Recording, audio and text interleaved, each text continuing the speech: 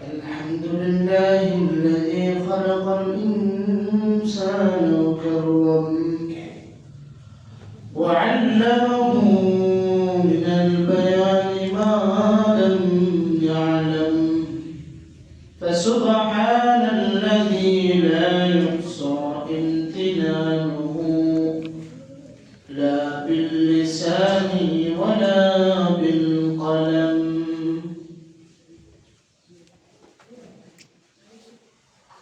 ونشهد أن سيدنا وسندنا ونبينا وحبيبنا وحبيب طبيب قلوبنا ومولانا محمدا عبده ورسوله الذي أرسله الله تعالى بالحق بشيرا ونذيرا وداعيا إلى الله بإذنه سراجا وقمرا منيرا. أما بعد فأعوذ بالله من الشيطان الرجيم. بسم الله الرحمن الرحيم. الذين إن مكناهم في الأرض أقاموا الصلاة وآتوا الزكاة وأمروا بالمعروف ونهوا عن المنكر ولله عاقبة الأمور. قال رسول الله صلى الله عليه وسلم: سبعة يظلهم الله في ظله إلا يوم لا ظل إلا ظله: الإمام العادل وشاب نشأ بعبادة الله ورجل قلبه معلق في المساجد ورجلان تحابا في الله اجتمعا عليه وتفرقا عليه ورجل دعته امرأة ذات منصب وجمال فقال إني أخاف الله ورجل تصدق بصدقة فأخفاها حتى لا تعلم يمينه ما تنفق شماله ورجل ذكرها الله خاليا ففاضت عيناه أو كما قال عليه الصلاة والسلام. وقال تعالى في شان حبيبه مخبرا وآمرا: إن الله وملائكته يصلون على النبي يا أيها الذين آمنوا صلوا عليه وسلموا تسليما. اللهم صل على محمد وعلى آل محمد كما صليت على إبراهيم وعلى آل إبراهيم إنك حميد مجيد. اللهم بارك على محمد وعلى آل محمد كما باركت على إبراهيم وعلى آل إبراهيم إنك ইন্নাকা হামিদুম মাজিদ। আলহামদুলিল্লাহ, সমস্ত প্রশংসা ওই মহান আল্লাহ তাআলার দরবারে, যে মহান আল্লাহ তাআলার অশেষ মেহেরবানিতে জুমার দিন আল্লাহ তাআলার বিধান পালনের জন্য জামে মসজিদে আমরা আসতে পেরেছি। এজন্য সকলে অন্তরে অন্তঃস্থল থেকে শুকরিয়া আদায় করি আলহামদুলিল্লাহ। আমাদের গত জুমা আমরা আলোচনা করতেছিলাম আল্লাহ তাআলা কিয়ামতের ময়দানে যেদিন কোনো আশ্রয়স্থল থাকবে না, সাহায্যকারী থাকবে না, যেদিন কেউ কারো উপকার করবে না, সেই কঠিন মুসিবতের দিন আল্লাহ তাআলা ৭ শ্রেণীর মানুষদেরকে আল্লাহ তাআলা আরশের নিচে স্থান দেবেন। এই আলোচনা আমরা করতেছিলাম, ৩ শ্রেণী পর্যন্ত গিয়েছিলাম। প্রথম শ্রেণী হলো যারা দুনিয়াতে ইনসাফ প্রতিষ্ঠা করবে, ন্যায়পরায়ণ বাদশা যারা, তারা যদি দুনিয়াতে ইনসাফ করে, জুলুম না করে, আল্লাহ তাআলা তাদের স্থান দিবেন আরশের নিচে। দ্বিতীয় ছিল আমরা যারা যৌবনকালকে কদর করে যৌবনে যে ইবাদত যারা করবে, এই যুবকদেরকে আল্লাহ তাআলা স্থান দেবেন আরশের ছায়ায়।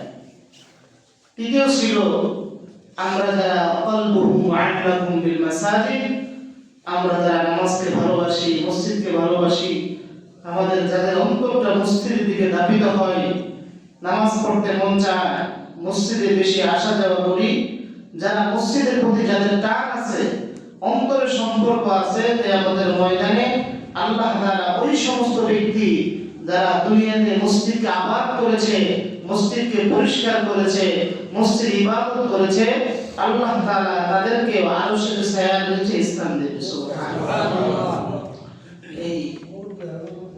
এই তৃতীয় শ্রেণী আমরা, এটার মধ্যে আমরা সবাই থাকতে পারি। মসজিদের সাথে কার কোনো শত্রুতা আছে? না।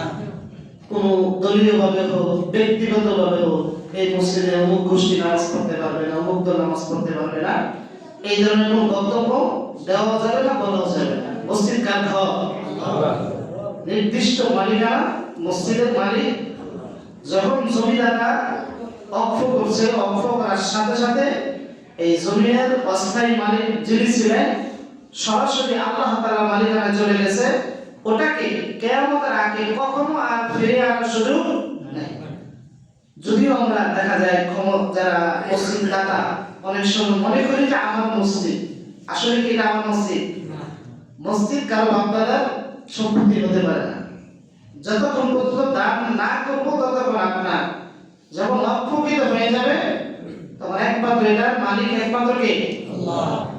কারণ দেখেন, আল্লাহ এটার মালিক বলেই মসজিদে যদি কেউ একটা ইট পর্যন্ত চুরি নিয়ে যায়, সমাজের সবাই প্রতিবাদ করে কিনা? যদি মালিকানা হইতো কেউ প্রতিবাদ করতো না। কারণ আপনার বাড়ি বরিশাল, আপনার আরেকজনের সম্পত্তির কে বা কে দিয়ে যাচ্ছে, প্রতিবাদ করার কোনো প্রয়োজন ছিল না। যেহেতু মসজিদ আল্লাহর ঘর, আমি আল্লাহকে ভালোবাসি, আল্লাহর ঘরকে মহাব্বত করি, এই জন্য মসজিদে যদি কখনো কোনো দুর্ঘটনা ঘটে, চুরি হয়ে যায়, আমরা সবাই বলি চুরি আর জায়গা পাইল না, মসজিদে জিনিসটা নিয়ে গেল, তাই না? এজন্য মসজিদের সাথে কোনো শত্রুতা থাকা উচিত নয়। নামাজ পড়ি আর না পড়ি, মসজিদকে আমাকে আপনাকে ভালোবাসতে হবে। হাদিসের মধ্যে আসছে আল্লাহ তাআলা কিয়ামতের ময়দানে বলবে, আমার প্রতিবেশী কোথায়? হাদিসের মধ্যে আসছে সাহাবায়ে কেরাম বলবেন, আপনার প্রতিবেশী কারা? আল্লাহ রাসূল তখন ফেরেশতারা উত্তর বলবে, ফেরেশতারা আল্লাহকে যখন প্রশ্ন করলেন, আল্লাহ তাআলা বলবে, আমার প্রতিবেশী হলো তারা যারা দুনিয়াতে মসজিদ আবাদ করেছে। সুবহানাল্লাহ। যারা দুনিয়াতে মসজিদে যাতায়াত করেছে, মসজিদে কোনো সমস্যা হলে তার অন্তরটা সবসময় মসজিদের দিকে ছিল, নিজের বাসার কাজ করেছে, পাশাপাশি মসজিদে কোনো ত্রুটি থাকলে সেটা পূরণের চেষ্টা করেছে। আলহামদুলিল্লাহ, আমাদের সমাজে অনেক মানুষ আছে যে টাকার জন্য মসজিদের কাজটা কেউ আটকা পড়ে গেছে, কোনো জায়গা থেকে ধার করে বা বাকি এনে কাজটা করে দিয়েছে, আস্তে আস্তে পরিশোধ করা হয়েছে। এতে বোঝা যায় আমাদের মসজিদের প্রতি টান আছে, দরদ আছে, মায়া আছে। তো যদি আমরা আজকে আল্লাহর ঘরকে একটু মহব্বত করি, এই উসিলায় আল্লাহ তাআলা আমাকে কিয়ামতের ময়দানে যেদিন কোনো সূর্যের কোনো ছায়া থাকবে না, সেদিন আল্লাহ তাআলা আমাদেরকে আরশের ছায়ার নিচে কি করবেন? স্থান দেবেন। এজন্য মসজিদ ঝাড়ু দেওয়া, মসজিদ পরিষ্কার করা, এটা কি শুধু মাদ্রাসা ছাত্র আর হুজুরদের কাজ নাকি? না সবার? এখন তো আসলে মসজিদ পাকা হয়ে গেছে, মুসল্লি আমরা সব কাঁচা। এই মসজিদ যখন টিনের করছিল ওই সময় মসজিদ আমরা জানু দিতে পারতাম না, মুরব্বীরা জানু দিত বেশি। আমরা মাদ্রাসা থেকে এসে দেখতাম মুরব্বীরা জানু দিতেছে। এখন বর্তমান অবস্থাটা এমন, কোন ছাত্রের দায়িত্ব ছিল যদি একদিন পরিষ্কার না করে, আমরা মুসলিম হয়ে ছাত্রকে অনেক সময় গালাগালি করি, রাগ দিই, ধমক দিই। আসলে কি এটা ছাত্র দায়িত্ব? আমি মুসলমান হিসাবে আমি যখন মসজিদে আসছি একটা মহিলা দেখছি, এটা আমার দায়িত্ব, তাই না? এই জন্য অনেক সময় দেখা যায় আমি মুসল্লির আগে আসা নিজেরা জানা দিতে শুরু করে।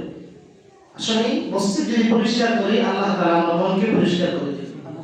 এই জন্য মসজিদে কখনো কোনো ময়লা থাকলে ব্যক্তিকে না খুঁজে আমি নিজে পরিষ্কার করবো, পারবো না ইনশাআল্লাহ? তাহলে আল্লাহ তাআলা আমার দিক পরিষ্কার করে দেবে। চতুর্থ নাম্বার, যে চতুর্থ ওই সমস্ত শ্রেণী যাদেরকে আল্লাহ তাআলা আরশের নিচে স্থান দিবে, তারা হলো এমন দুই ব্যক্তি যারা একে অপরকে শুধুমাত্র একমাত্র আল্লাহর জন্যই ভালোবাসে। কার জন্য? এটা দেখেন বর্তমান দাওয়াত তাবলীগে আপনি তাকে চেনেন না, সেও আপনাকে চেনে না। আপনাকে একটু কথা বলছে, চলে না রাস্তায় যায়, এই 2-4 দিন 3 দিন এক চিল্লা 3 চিল্লা এক সাল থাকার পরে এমন একটা সম্পর্ক হয়ে যায়, নিজের আপন ভাইয়ের চেয়ে বেশি সম্পর্ক হয়ে যায়, ঠিক না? এই সম্পর্কটা কি? তার থেকে আমি কিছু টাকা পাবো এই জন্য? শুধুই আল্লাহর জন্য, শুধুই আল্লাহর জন্য।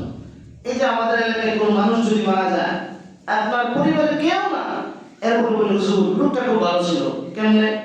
হুজুর আমাদেরকে নামাজের কথা বলতো, আমাদেরকে ওযু শিখাইছে। এই যে তার প্রতি আপনার টান, এই সম্পর্ক মহব্বত একমাত্র কার জন্য? হ্যাঁ, আল্লাহ রাসূল হাদিসের মধ্যে বলেন চতুর্থ শ্রেণী হলো তারা যারা পরস্পর একে অপরকে ভালোবাসবে শুধুমাত্র কার জন্য? আল্লাহর জন্য। হাদিসের মধ্যে আল্লাহ রাসূল বলেন قال رسول الله صلى الله عليه وسلم من أحب لله وأبغض لله وأعطى لله ومنع لله فقد استكمل الإيمان। যে ব্যক্তি চারটা কাজ করবে আল্লাহ তাআলা আল্লাহ রাসূল বলেন তার ঈমান পরিপূর্ণ হয়ে যাবে। সুবহানাল্লাহ। কয়টা কাজ?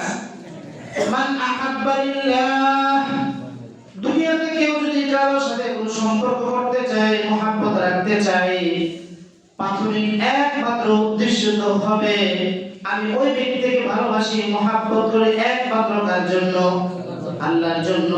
ও আবগাযা লিল্লাহ, কোনো কারণবশত কারোর সাথে যদি রাগ করি, এই রাগটা হবে আল্লাহর জন্য। যেমন এক ব্যক্তি, তাকে আপনি ভালো কাজের দাওয়াত দিচ্ছেন, সে আপনার সাথে খারাপ ব্যবহার করতেছে। আপনার পরিবারকে নামাজের কথা বলেন, পরিবার নামাজ পড়ে না। আপনার ছেলেকে নামাজের কথা বলতেছেন, নামাজ পড়ে না। আপনার স্ত্রীকে নামাজের কথা বলেন, সে নামাজ পড়ে না। আপনি বললেন তুমি যদি নামাজ না পড়ো তোমার সাথে ভালো আচরণ আমি করবো না, তোমার সাথে কিছু খারাপ আচরণ আমি করবো, তোমার সাথে আমার রাগ থাকবে। এই রাগটা কিসের জন্য বলেন? আল্লাহর জন্য। কিসের জন্য? এই রাগটা আল্লাহর জন্য। আপনি এমন একজন বন্ধুর সাথে সম্পর্ক করেছেন যে মদ পান করে, হঠাৎ আপনি তার সাথে ঘুরতে গেলেন, সে আপনাকে মদ পান করার জন্য জোর করলো।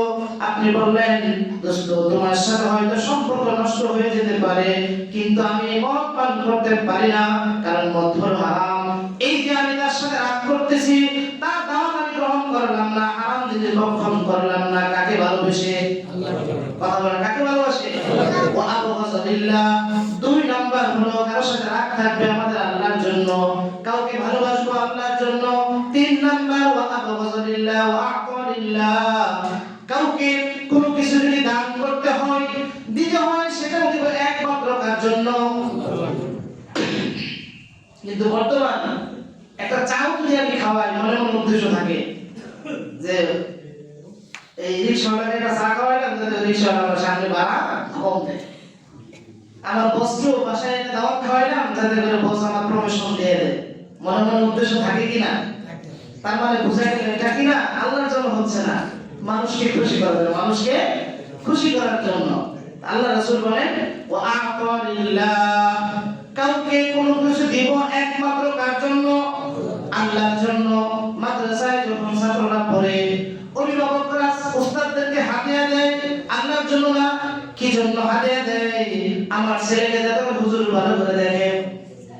এটাকে হাদিয়া বলে না, এটা হলো ঘুষ। কারণ হাদিয়া তো হলো মহাব্বতের পরিচয়।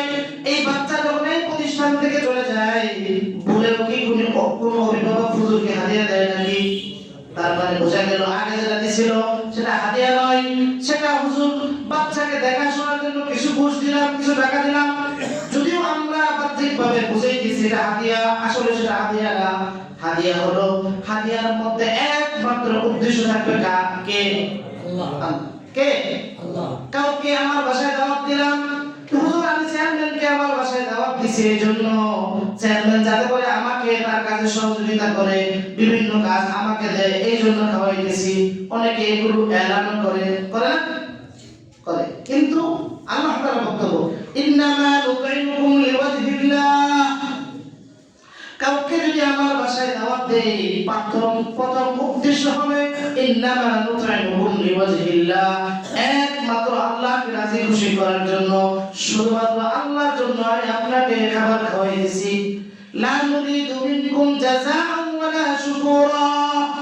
এই খাবারের বিনিময়ে আপনার বাহবা, কৃতজ্ঞতা এগুলো আমি চাই না, দয়া চাই না। যদি এই জন্য হয় তাহলে আপনি যে খানা খাওয়াইতেছেন অবশ্যই সওয়াব পাবেন।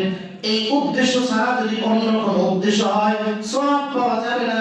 যদিও বাহ্যিকভাবে দাওয়াত দিচ্ছি, কিন্তু এক প্রকারের ঘুষের খাবার খাওয়া হচ্ছে। কারণ যেখানে আল্লাহ তাআলাকে উদ্দেশ্য থাকবে না, আল্লাহর উদ্দেশ্যের বাহিরে অন্য কোনো উদ্দেশ্য যখন হয়ে যাবে, তখন সেই খাবার হাদিয়া থাকবে না, তখন সেটা আল্লাহ পর্যন্ত পৌঁছাইবে না। এই জন্য কাউকে কোনো কিছু দান করব, একটা চাও যদি আমি কাউকে খাওয়াই, প্রথম উদ্দেশ্য হবে হুজুর আমি আল্লাহর জন্য তাকে আমি একটা চা খাওয়াইতেছি। মনে থাকবে তো ইনশাআল্লাহ? লা নুরিদু মিনকুম জাযাআন ওয়ালা শুকুরা। খাবার খাওয়ানোর পরে যদি হুজুর একটু দোয়া না করে, হুজুর হুদাই খাওয়ায় না, আমার তো দোয়াই করছে না, বলে না? এই খাবার যে খাওয়াইতেছেন এটাই তো দোয়া। হুজুর দোয়ার মধ্যে তো আমার নাম বললেন না, আর আমার বাড়ি উদ্বোধন করলাম, বাড়ির কথা কিছু বললেন না, গাড়ি উদ্বোধন করলাম, গাড়ির কথা কিছু বললেন না।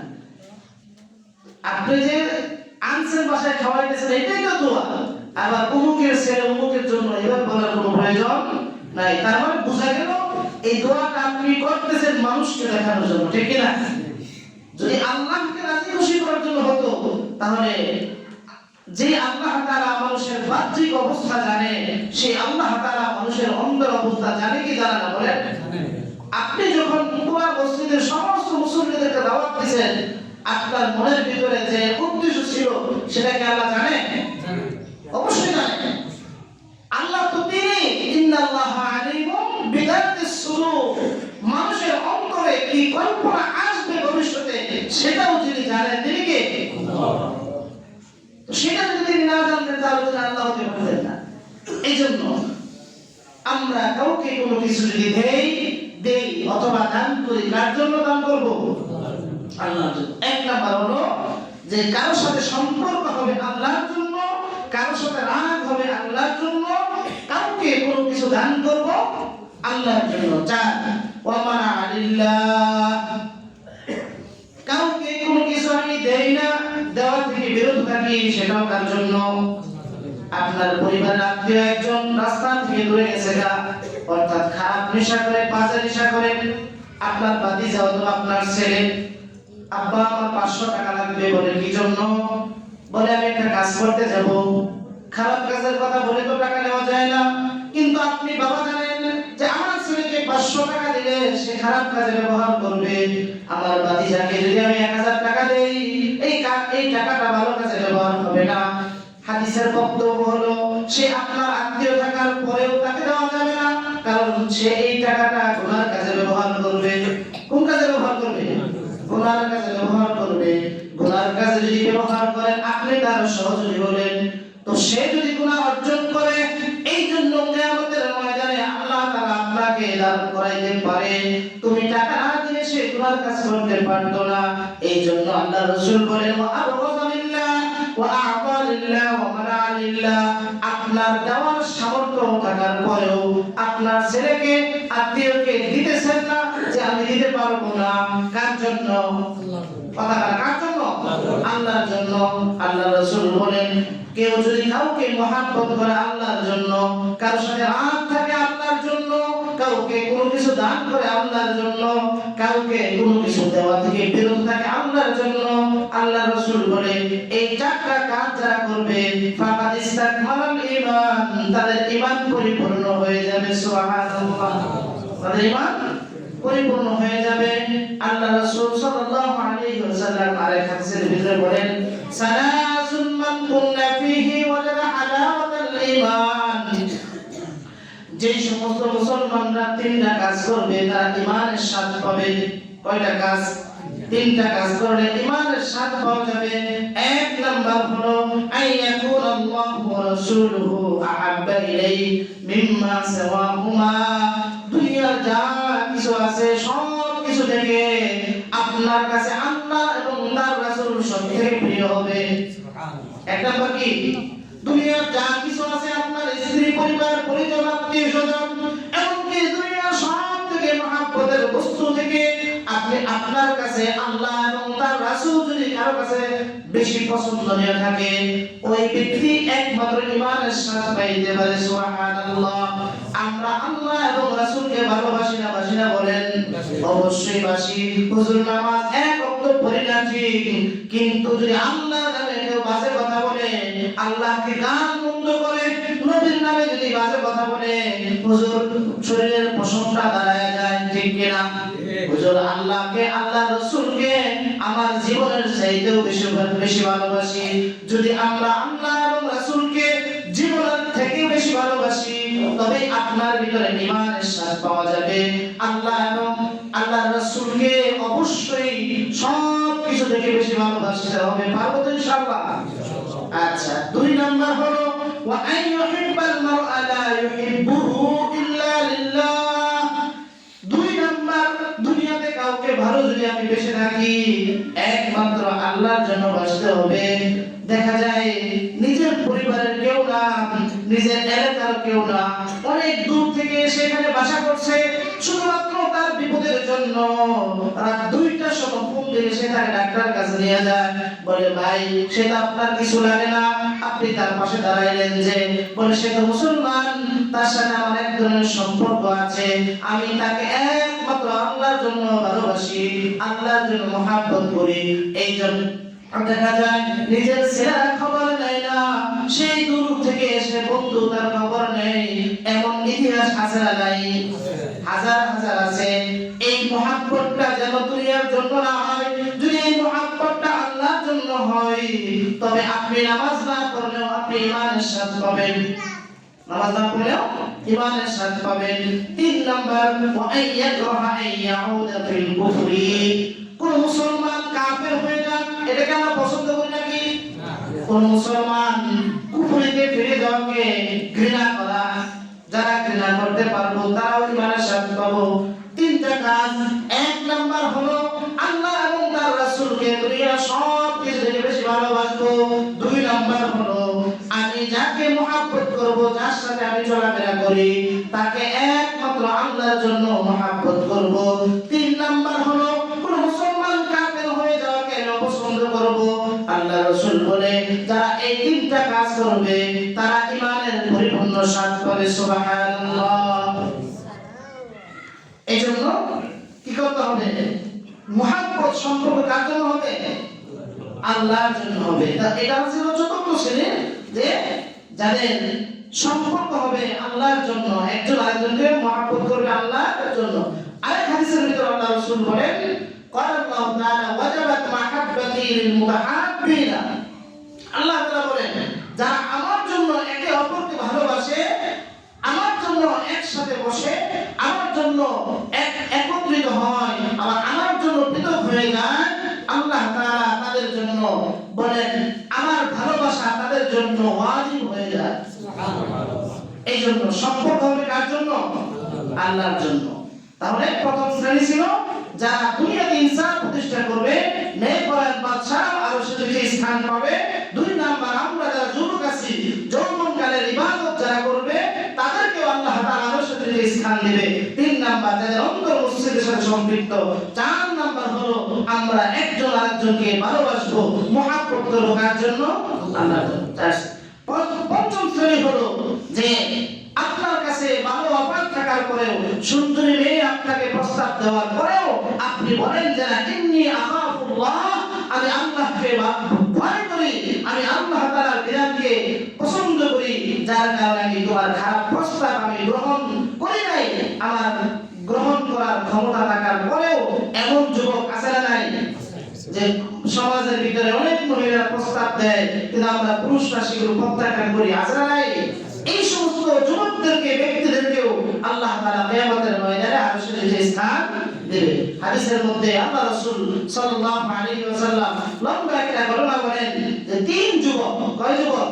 3 যুবক একটা গুহার ভিতরে আশ্রয় নিয়েছে। তো গুহার ভিতরে যখন ঢুকেছে, ঢোকার পরে গুহার যে দরজা ছিল, দরজাটা হঠাৎ করে বন্ধ হয়ে গেছে, ওখান থেকে বের হওয়ার কোনো সুযোগ নাই। তো তারা 3 জন পরামর্শ করলো, এখান থেকে তো আল্লাহকে তাকে বাঁচাবে না জানি, কিন্তু বের হবো কিভাবে? কোনো মোবাইল নাই, যোগাযোগ নাই, মাধ্যম নাই। তখন তারা বললো, তোমরা প্রত্যেকেই জীবনের এমন ভালো কাজ করেছো, প্রত্যেকেই ভালো কাজকে স্মরণ করে তোমরা আল্লাহর কাছে দোয়া করো। তো তাদের মধ্যে থেকে একজন, যে নিজের চাচা বোনের সাথে খুব গভীর সম্পর্ক ছিল, অনেক সম্পর্ক ছিল, তো সে তার সাথে একবার খারাপ কাজ করার জন্য একত্রিত হলো।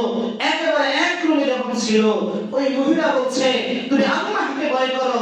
ওই যুবকের খারাপ কাজ করার সুযোগ থাকার পরেও মহিলার কথা, আল্লাহকে ভয় করো, যখন এই কথা বলছে, সে খারাপ কাজ না করে ঘর থেকে বের হয়ে চলে আসছে।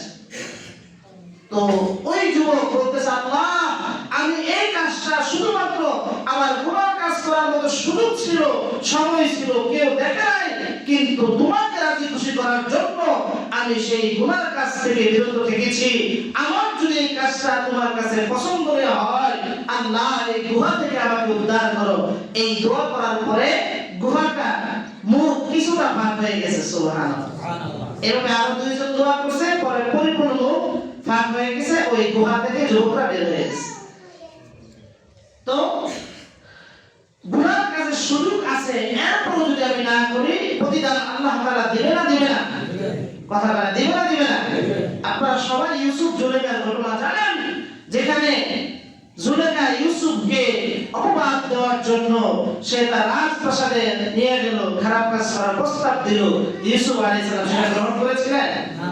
দেখেন, আল্লাহর প্রতি যদি কারো পরিপূর্ণ বিশ্বাস, ভরসা থাকে, যে রুমের 7টা দরজা লাগানো ছিল, সব তালা লাগানো ছিল, সেখান থেকে বাঁচার কোনো উপায় নাই, বের হওয়ার কোনো সুযোগ নাই, কিন্তু দেখেন আল্লাহ তাআলা বলেন, ওয়াওয়াদাতুল্লাযী হুয়া ফী বাইতিহা আন নাফসি ওয়া গাল্লাকাতিল আবওয়াবা ওয়া ক্বালাত হাইতা লাক। রুমের দরজাগুলো বন্ধ ছিল, সব তালা লাগানো ছিল, কিন্তু যখন ইউসুফের কাছে আসলো, ইউসুফ আলাইহিস সালাতু ওয়াস সালাম বলেন, ক্বালা মাআদাল্লাহ, আমি আল্লাহকে ভয় করি, আমি আল্লাহর কাছে আশ্রয় চাই। পৃথিবীর কোন ব্যক্তি যদি আল্লাহর কাছে পাওয়া যায়, পৃথিবীর কার ক্ষমতা আছে তার ক্ষতি করার? বলেন। মাদ্রাসা ছাত্ররা রাত 2টা 3টা বাজে ইস্তেঞ্জায় যায়, একা একা ইস্তেঞ্জা যাওয়ার সময় কি দোয়া পড়ে? আল্লাহুম্মা ইন্নী আউযু বিকা মিনাল খুবুসি ওয়াল খাবাইস। আল্লাহ, এই রাত্রিতে কেউ নাই, আমি একমাত্র তোমার আশ্রয়, তোমার কাছে পাওয়া চাই। হাদিসের মধ্যে আসছে, টয়লেটের মধ্যে খারাপ জিন, খারাপ ভূত তারা অবস্থান করে টয়লেটের মধ্যে। কেউ যদি আল্লাহর কাছে আশ্রয় নিয়ে যায়, পৃথিবীর কোন শক্তি সেখানে তাকে ক্ষতি করতে পারবে না। তো ইউসুফ আলাইহিস সালাম বলেন, ওয়া মাআদাল্লাহ ইন্নাহু রাব্বি, আমি আল্লাহর কাছে আশ্রয় চাচ্ছি, আমার আল্লাহ যদি দেখে থাকে, আল্লাহ আমাকে বাঁচাবে। এই কথা বলে ইউসুফ আলাইহিস সালাম যখন দৌড় দিলেন, প্রত্যেকটা দরজা একেবারে সেকেন্ডের মধ্যে খুলে গেল। সুবহানাল্লাহ। যখন সেকেন্ডের মধ্যে দরজা খুলে গেল, ইউসুফ দৌড় দিয়ে বের হয়ে গেল। জুলেখা ইউসুফকে ধরার জন্য চেষ্টা করলো, ধরতে পারে নাই। জামা ধরেছে, জামা অর্ধেক ছিঁড়ে গেছে। এই অর্ধেক নিয়ে জুলেখা বলতেছে, দেখো ইউসুফ আমার সাথে খারাপ কাজ করেছে, পুরো সমাজের সবার সাথে ইউসুফকে কালারিং করলো, অপবাদ দিয়েছে, মানুষ বিশ্বাস করেছে। ইউসুফ বলে না, আমি নির্দোষ, আমি এই কাজ করতে পারি না। যখন বিচার বসলো, বলে বিচার করবে কে? বলে একজন শিশু, যে কথা বলতে পারে না, সে বিচার করবে। সবাই মেনে নিয়েছে। তখন ছেলে বলতেছে, আল্লাহ তাআলা তার ঘটনা কোরআনের ভিতরে বলছে, ফালাম্মা وراودته التي هو في بيته عن نفسه وغلقت الابواب وقالت هيت لك قال معاذ الله انه ربي احسن مثواي। ছেলে বলে, যদি জামার সামনের অংশ ছিঁড়া থাকে তাহলে ইউসুফ দোষী, আর যদি জামার পিছনের অংশ ছিঁড়া থাকে তাহলে কে দোষী? জুলেখা দোষী। ফালাম্মা রাআ কামিসাহু, যখন জামা আনা হলো, বিচারকরা বলল জামাটা নিয়ে আসেন। ফালাম্মা রাআ কামিসাহু কুদ্দা মিন দুবুর, দেখলো জামার পিছনের অংশ ছিঁড়া। সুবহানাল্লাহ। কি অংশ ছিঁড়া? পিছনের অংশ ছিঁড়া। এইজন্য যদি আপনি আল্লাহর কাছে পাওয়া চান, আল্লাহ তাআলা আপনাকে বাঁচাইতে পারে কিনা বলেন? পারে। পৃথিবীর কোন শক্তি না আপনাকে বাঁচাইবে? একমাত্র কে পারে? আল্লাহ। এই জন্য আমরা বিপদে পড়লে কার সাহায্য নিব? আল্লাহ। পঞ্চম হলো ওই সমস্ত শ্রেণীর মানুষ যারা গুনার কাজ থাকার পরেও কার আশ্রয় নেয়? আল্লাহ।